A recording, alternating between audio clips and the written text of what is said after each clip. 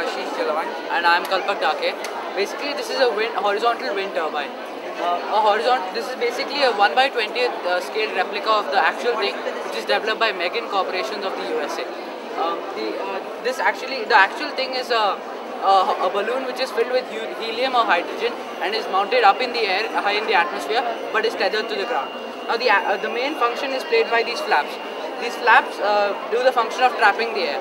When air comes from this direction, the air gets trapped over here, and they are placed at such an angle that a good amount of air is trapped, and the other part and the bottom part, the air is deflected to reduce the drag.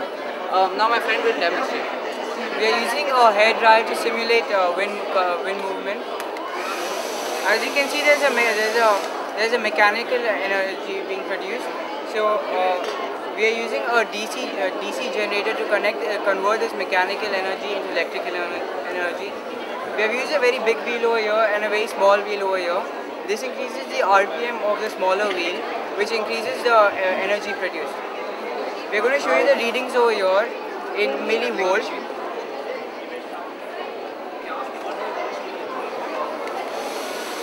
How does it work? There's a displacer in this point. Actually, we are heating it at the bottom with hot water, and we are cooling it with. As you can see, we are generating around 400 millivolts over here. As he's already said, it's a 1 by 20th scale version of the original project, which is in development. As you upscale the project to a bigger size, the efficiency of the wind turbine increases, and you can generate a lot more electricity.